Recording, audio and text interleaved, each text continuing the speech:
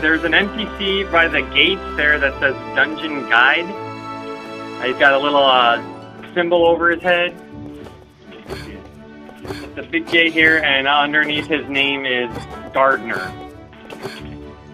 If everybody can come up to where we are and click on the NPC Dungeon Guide, and when you click on him, it'll bring up a little map on the top. Let me know when you guys are all there. I'm here. I'm also on the map. Okay, I'm gonna go first. The blue dot that says number 8, and that's Golden Dragon Ruins. Again, this is a higher level dungeon. You really need to be at least level 8 to get into this dungeon, but hopefully on these characters we should be very well equipped. And we'll meet you on the inside there. Okay, while we're kind of standing here, it looks like a couple of you have figured it out, but if you use the / button down by the right shift key, that's how you equip and unequip your weapons. That's an important thing as you run through the game. So one of the great things about Wizardry, in my opinion, is it keeps you very active in the game when you're doing combat. It's not like some MMOs where you just push the attack button and kind of walk away from your keyboard. You're going to be very active while you're doing combat. When you're in combat, you want to obviously keep your weapon equipped. Take a look at the keys on the bottom, the icons. So number 1 is set up for you to do your base attack, but you have to push it every time you want to swing your weapon. Then you also have some abilities down there. Later on, we're going to go through parts of the dungeon where you actually want to navigate, and you want to be very careful not to fall off walkways and stuff like that. And you're going to want to make sure you sheathe your weapons by, again, pushing the /. So that's how you equip and unequip your weapon. So everyone wants to give that a try. Equip their weapon, unequip their weapon. You'll notice when your weapon is equipped and in your hand, and you hit the spacebar, you jump backwards. And that's a maneuver to get away from the monsters that you're fighting. When you go ahead and put your weapon away and you hit the spacebar, you jump up as part of navigating to move around the world. So go ahead and draw your weapons and follow us. We're going to head out and do a few basic monsters to start off, just to get make sure everyone's familiar with combat. Now again, in combat, you're going to want to use the tab key to target the monsters, and that will keep you focused on those monsters. You want to make sure you're within range, and then use your number keys to do your basic attack and some of your special abilities. So go ahead on out here, guys. There's a few monsters out here. Go ahead and use the tab to target them and run out and see if you can take them on.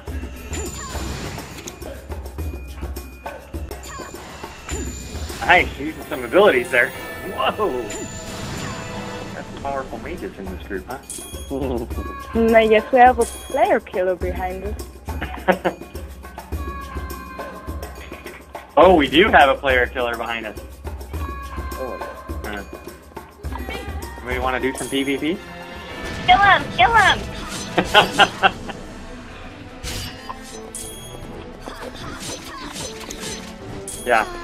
Yeah, just be ready to defend yourself if he attacks us. Alright, so you might have noticed also, when we ran out here, there was a little exclamation mark that came over our head. Go ahead and jump in and help out here, guys. Nope, never mind. That was too easy. When there's an exclamation point over your head, that means there's a trap nearby. Usually you can spot the trap as a little orange dot on the ground, but otherwise, the ground should look exactly the same, because the idea of a trap is you don't know where it is. And keep in mind that a lot of the environment here, a lot of the effects that are going on, is trying to keep the nostalgia of the wizardry genre.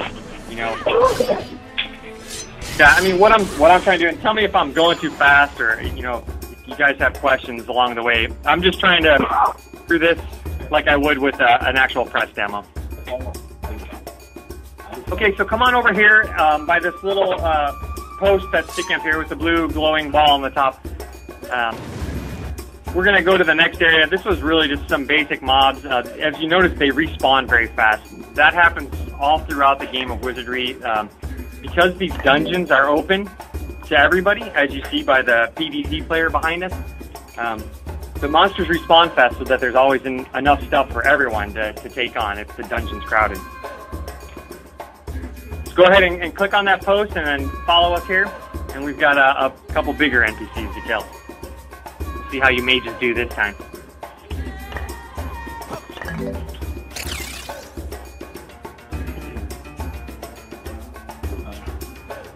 All right, go ahead. Those of you that are here, go ahead and start attacking those creatures. Make sure you equip your weapon. There you go. Which is the key to equip the weapon? If you have a mouse with a wheel on it, if you press the wheel button, that will equip it's the middle button over the mouse. Right. Yeah. That's universal. But you're right. Yeah, I didn't think about that. We might have some differences on the keyboard. Whoa, that creature is tougher. You guys are doing all right, though. Yeah, send them out of heal. Okay, good job. You guys are doing good. And again, this first dungeon we're in right now is just to kind of give the basics of how combat works. You guys seem to be doing very well. You understand your spells and how to maneuver in combat, how to hit the tab key. But again, what we're really trying to show is how combat is engaging. You can't walk away from your keyboard when you're in combat. You need to be actively hitting your keys, being aware of the monster. One thing you will notice, we're giving you heals, but when you take damage in Wizardry, you don't recover that damage after the fight. When you're casting your spells, you're not recovering your mana points after the fight. And that's intentional. It's very different than typical MMOs where you do your fight and everything regenerates over time. And we'll get a little bit more into that in this next dungeon, where we're going to show you how camps work. So come on over here to this next staff.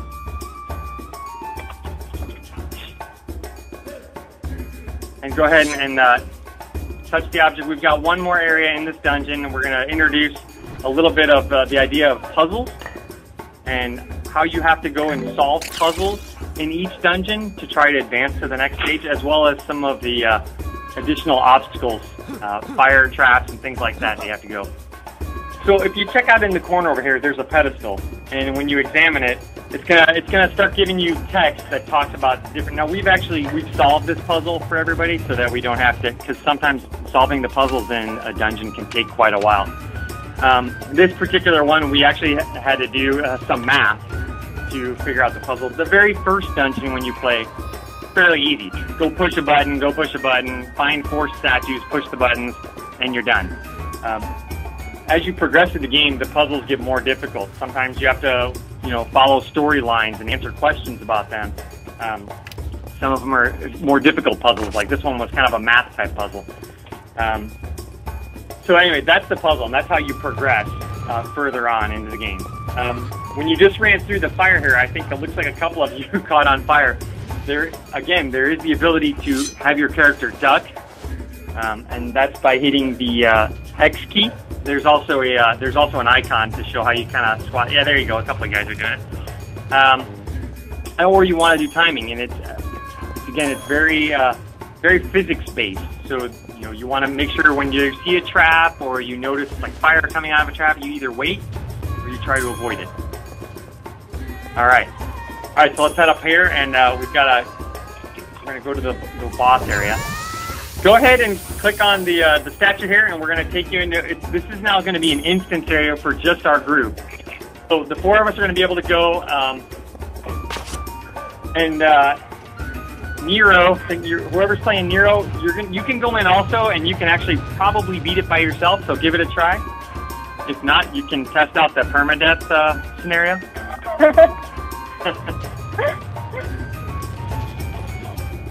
Yeah, these characters are buff enough. You should be able to take it. But go ahead and everybody click on there, and then we'll jump in. Oh, right. So, I think only Warren is playing the, and he doesn't have a shield. Oh, no, you're right. Rowena came. So, Rowena, you're playing a character that has a shield equipped. Sorry, I'm calling you guys by your character name. When you hit the left shift key, Right, there you go. You're blocking. Yeah, I know. And you're actually able to mitigate damage, and your shield actually absorbs the damage. So that's a very important feature, especially in the lower level characters where you don't have a lot of hit points. To play with the shield equipment so you get the basics down. You block when the NPC is attacking you, and you kind of have to do some timing. You watch when they attack and when they don't, and then you go ahead and swing at them when they're not attacking you. So something to try out. All right, so come on in a little farther, and you will see we're facing a bigger creature here. This is a boss fight. Again, our characters are leveled up, so this should be a fairly simple boss fight. But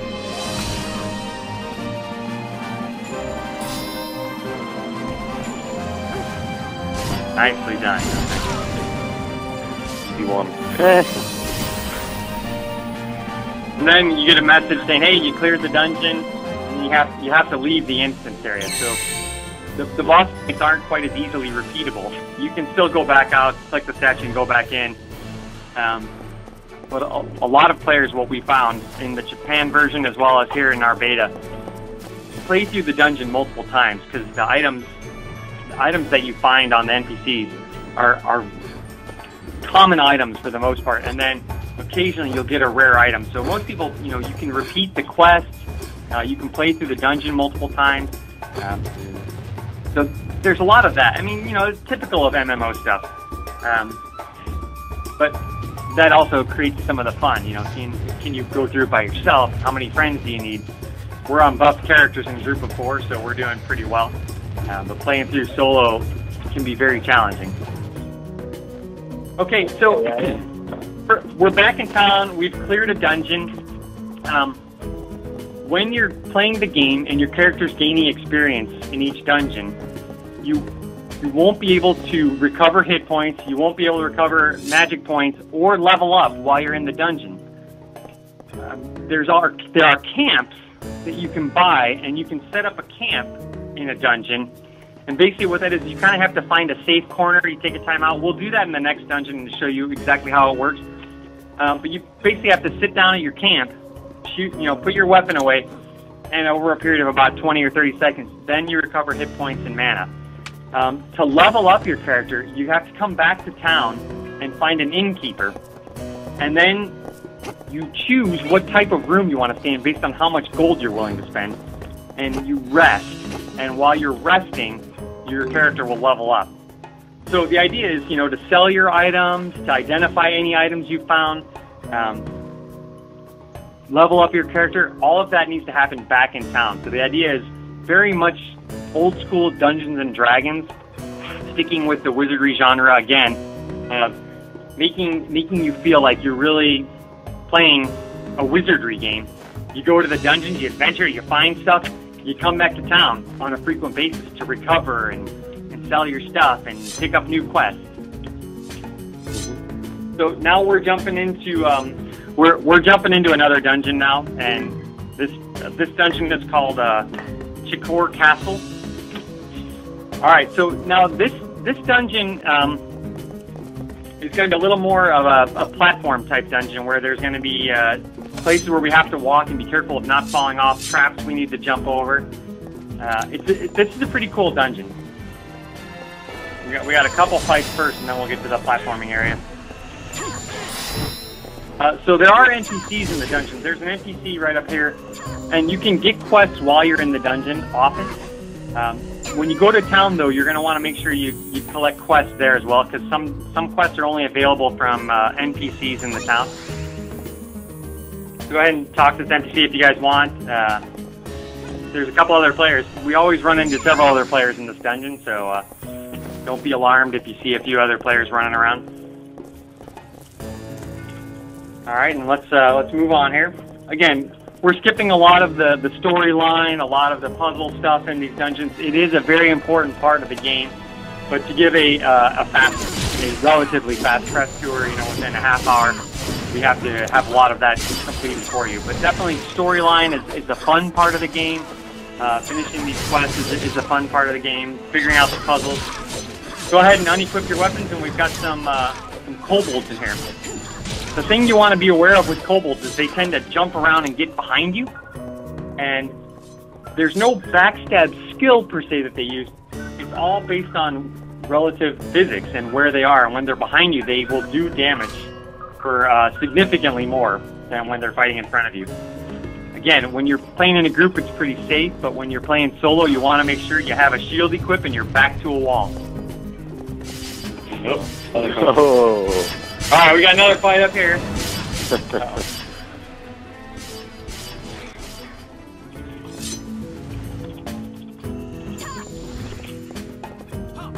I did the job, guys. Okay, come on into this next room, and then we're gonna everyone come over here by us, and we're gonna actually set up one of the camps. So camps are something you can buy in town. What we're doing here is you're gonna want to put your weapon away so that you can benefit from the camp. You see the aura around us right now. We're actually summoning the camp. So now there we are. Watch your characters. Your hit points will go up. Your mana points will go up for those of you that have been casting spells. Again, the camp doesn't last very long, so it's not that long of a time. But definitely, as you're adventuring through dungeons, you're going to want to have a share of camps. Hopefully, a group of people that also have camps, so you can share the responsibility. Because they can be expensive. There's different types of camps. There are camps that are obviously cost more, but they regenerate more hit points, more mana. You'll also have health potions and stuff like that, but camps are really effective, especially when you're in a group, because they affect everybody at the same time. All right, guys, get your weapons out. We've got some kobolds here that are pretty tough, and they respawn very fast, so watch your backs. We'll try to give you some heals. Go ahead and run down and Oh, I need help here. There you go, we got you. All right, come on over to the other side, and we'll head up this ramp. Yeah, like I said, kobolds are tough. And you guys are on some pretty tough characters, too. Oh, no! Rowena bit the dust. So, you know, when you do die, there are 2 chances to resurrect.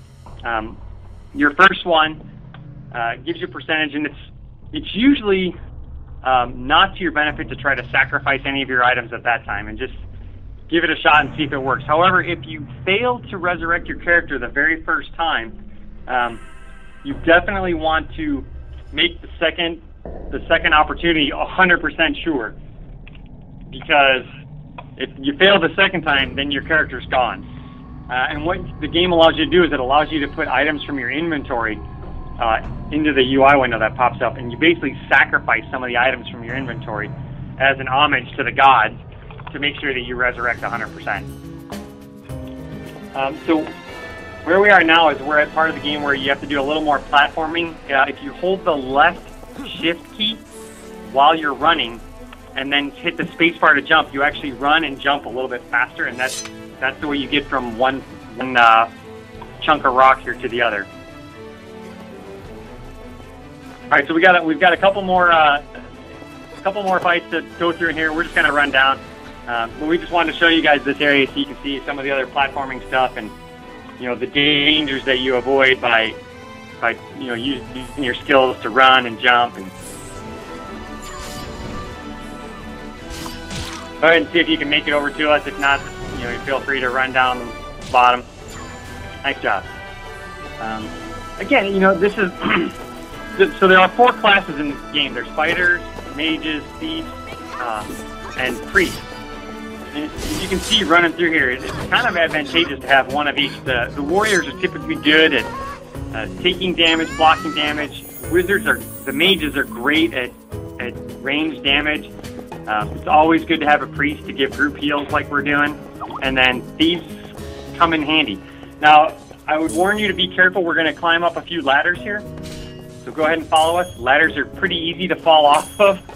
We have had a few press folk die at this part of the tour, but it's still a fun piece of tour. It's, again, showing the platforming capabilities of the game, you know, climbing up ladders, you know, staying on paths. This next creature that we're going to fight, it is possible to kill him by pushing him off the ledge. However, the same is true for you, so make sure that this creature doesn't push you off the ledge. Got everyone up here? All right. So go ahead and equip your weapons and run out and go ahead and take this guy on. See if you guys can shove him off the ledge or kill him the normal way. So some NPCs have items on them and some don't. It's random.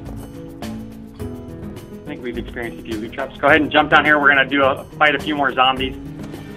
These guys should be fairly routine. They respawn very fast. But we're gonna jump back to town and show you a few other cool features of the game. You know, we're getting to a point here where we're backtracking a little bit in the dungeon before we go to the next area. So because we're kind of, but again, running through the dungeons, it's all about the combat, about the random loot drops, and the process of recovery. The thing that makes Wizardry so much different than other MMOs out there is, you know, the compelling nature of the whole genre of Wizardry, and how this game is staying true to all those past games. And, you know, it's sticking close to original Dungeons and Dragons type gameplay, where you need to recover hit points by either heal potions, someone healing you, or jumping back to town. But you also take a lot less damage typically. You know, when you play a game like EverQuest 2 or WoW, and you're in a fight, you almost die and you heal back up. In this game, you know, you just take a little bit of damage at a time, but you just need to watch where you are. So anyway, we're back in town. Again, in town is where you level up your character.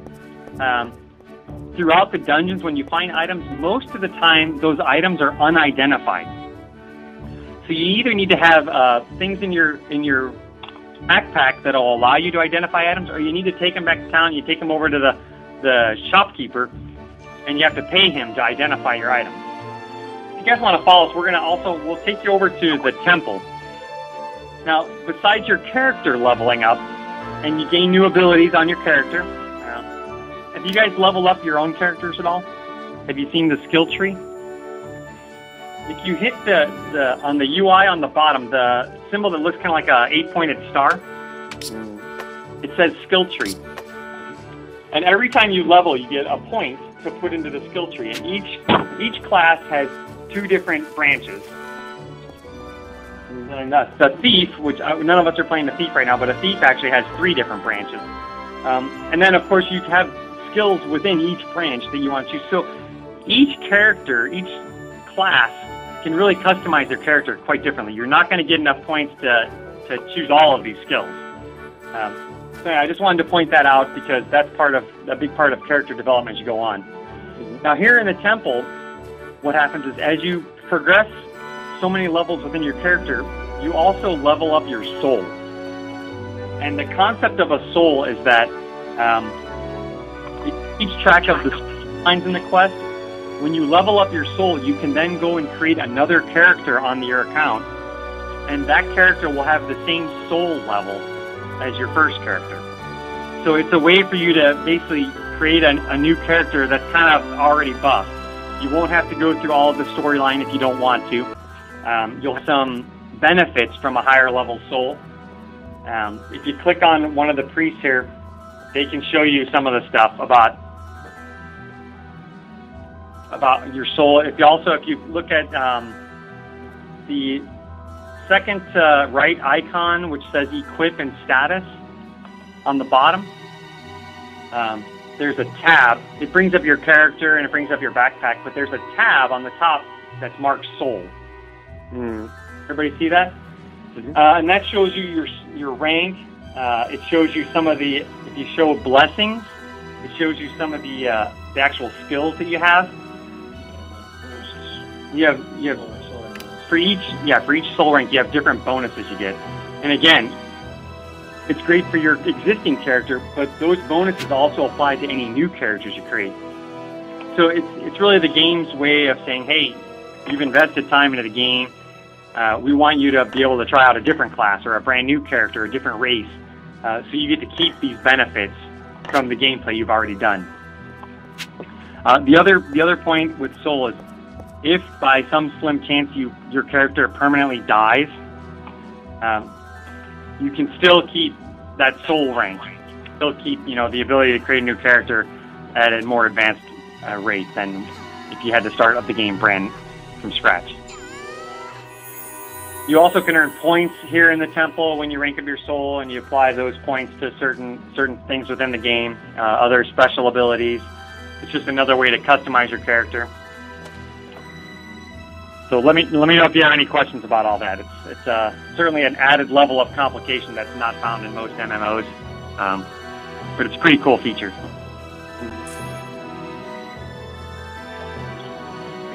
So here, if you follow us over here, we're at an inn now. When you click on the NPC in the inn, you'll notice you have quite a variety of a room to rest in. You really only rest for a few seconds.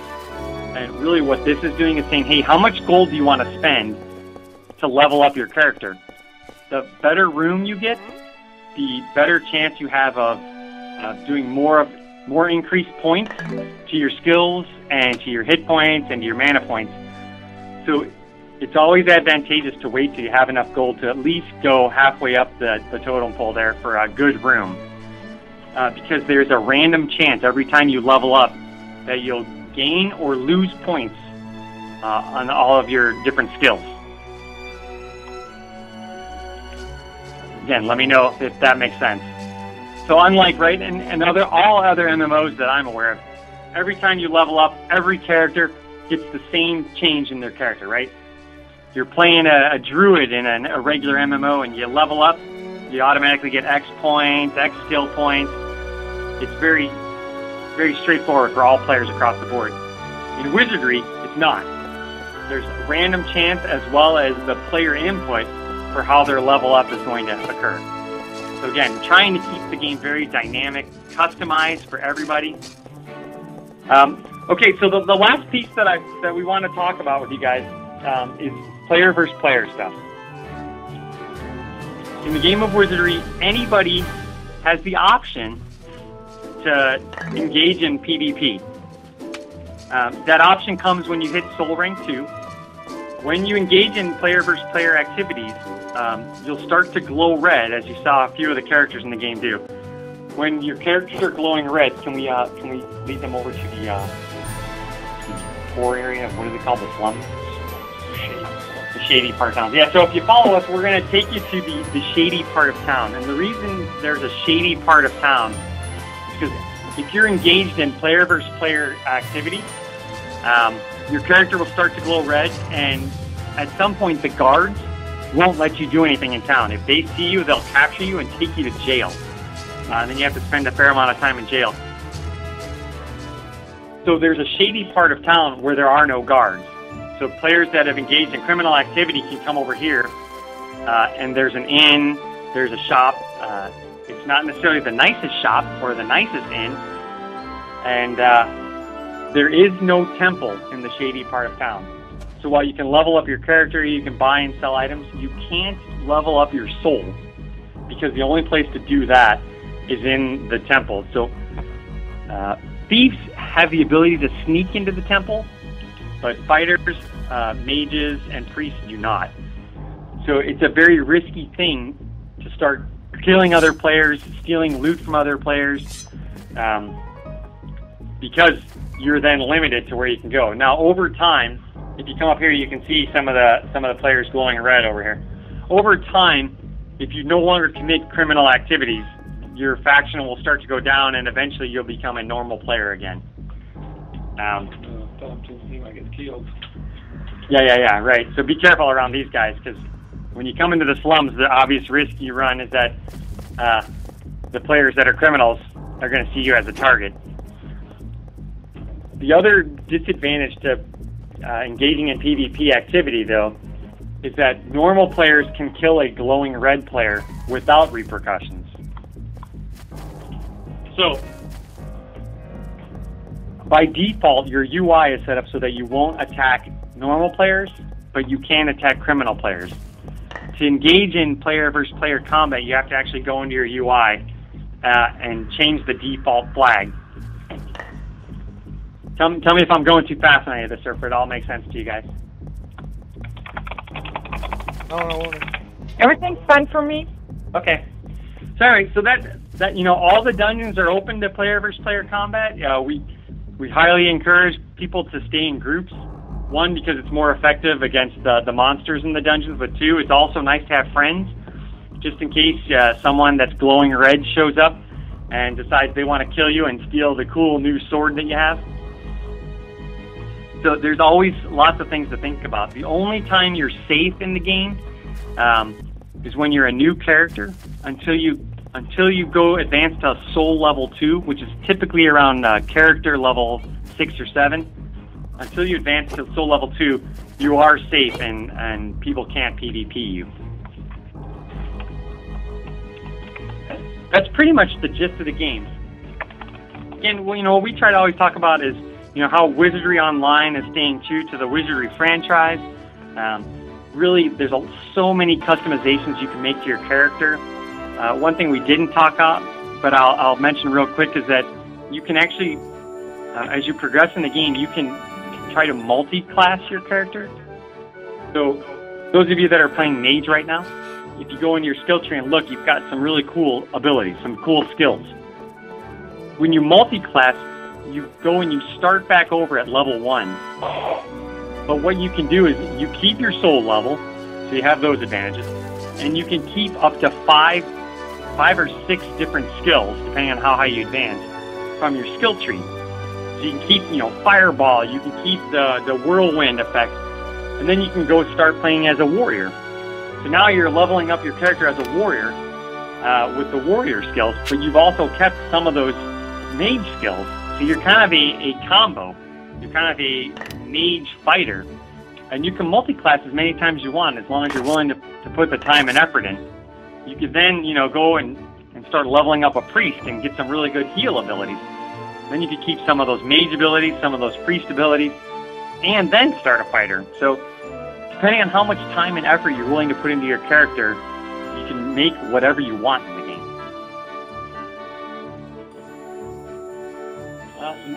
That's pretty much it. Where we're at right now is the shop, the blacksmith. Right.